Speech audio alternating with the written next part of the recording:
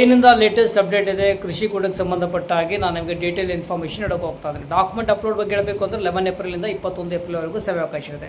ಏನೆಲ್ಲ ಡಾಕ್ಯುಮೆಂಟ್ಸ್ ಬೇಕು, ಯಾರು ಎಲಿಜಿಬಲ್ ಇದ್ದೀರಾ, ಯಾರು ಕೆ ಅಪ್ಲಿಕೇಶನ್ ಹಾಕುವಾಗ ಕೃಷಿ ಕೋಡಕ್ಕೆ ಸಂಬಂಧಪಟ್ಟ ಹಾಗೆ ನೀವು ಯಾರು ಎಸ್ ಅಂತ ಹಾಕಿದರೆ ಅವ್ರು ಮಾತ್ರ ಎಲಿಜಿಬಲ್ ಆಗ್ತೀರಿ.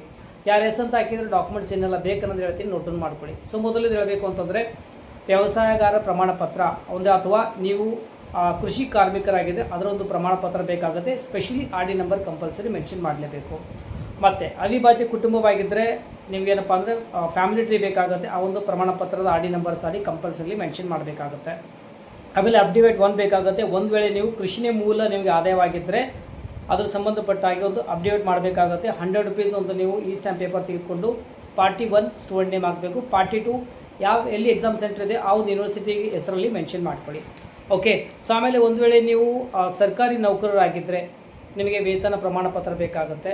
ಅಥವಾ ಒಂದು ವೇಳೆ ನೀವೇನಾದರೂ ಬಿಸ್ನೆಸ್ ಮಾಡ್ತಾ ಇದ್ದರೆ ಅದಕ್ಕೆ ಸಂಬಂಧಪಟ್ಟಾಗಿ ನಿಮಗೆ ಆದಾಯ ಪ್ರಮಾಣ ಪತ್ರದಲ್ಲಿ ಕೊಡಬೇಕಾಗುತ್ತೆ. ಆದಾಯ ಸಂಬಂಧಪಟ್ಟಾಗಿ ಹೇಳಬೇಕು ಅಂತಂದ್ರೆ ನೋಡಿ, ಸೊ ಅದು ನಿಮಗೆ ಲೇಟೆಸ್ಟ್ ಆಗಿರೋದು ತೆಗೆದುಕೊಳ್ಬೇಕಾಗುತ್ತೆ. ಓಕೆ. ಒಂದು ವೇಳೆ 5 ಇಯರ್ ಅಂತ ವ್ಯಾಲಿಡಿಟಿ ಆಗಿದ್ದರೆ ಅದನ್ನು ಮರು ಮುದ್ರಣ ದಯವಿಟ್ಟು ಮಾಡಲೇಬೇಕಾಗುತ್ತೆ. 2 ಬೇಕಾಗುತ್ತೆ.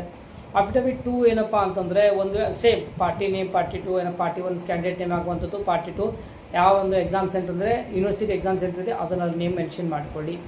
ಓಕೆ. ಸೊ ಅಲ್ಲಿ ಏನು ಮೆನ್ಷನ್ ಮಾಡಬೇಕು ಅಂತಂದರೆ ನೀವು ನೌಕರರಾಗಿರೋ ಬಿಸ್ನೆಸ್ ಆಗಿರಲಿ, ಒಟ್ಟಾಗಿ ಆದಾಯ ಅಂತ ಬಂದಾಗ ಕೃಷಿನೇ ಪ್ರಧಾನ ಆದಾಯ ಅನ್ನೋದಲ್ಲಿ ಮೆನ್ಷನ್ ಮಾಡಬೇಕಾಗುತ್ತೆ. ಸೊ ಇಷ್ಟೆಲ್ಲ ನಿಮಗೆ ಪ್ರಮಾಣ ಪತ್ರಗಳು ಬೇಕು.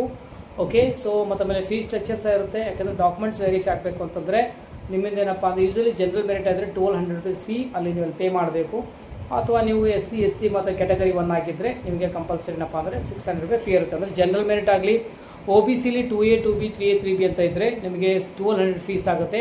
SC ST ಕ್ಯಾಟಗರಿ 1 ಇದ್ದರೆ 600 ರೂಪಾಯಿ ಫೀ ಆಗುತ್ತೆ. ಓಕೆ. ಇದಕ್ಕೆ ಸಂಬಂಧಪಟ್ಟ ಡೀಟೇಲ್ ಏನಾದರೂ ಡೌಟ್ ಇತ್ತು ಅಂತ ಕಮೆಂಟ್ ಸೆಕ್ಷನ್ ಹಾಕಿ, ಅಥವಾ ಕರ್ನಾಟಕ ಮೆಡಿಕಲ್ ಮೆಂಟರ್ಸ್ ಅಲ್ಲಿ ಫಾಲೋ ಮಾಡಿ, ಅಲ್ಲಿ ಭಾಳಷ್ಟು ಅಪ್ಡೇಟ್ ನೀಡ್ತಾ ಇರ್ತೀನಿ. ಚಲೋ, ಟೇಕ್ ಕೇರ್, ಬಾಯ್.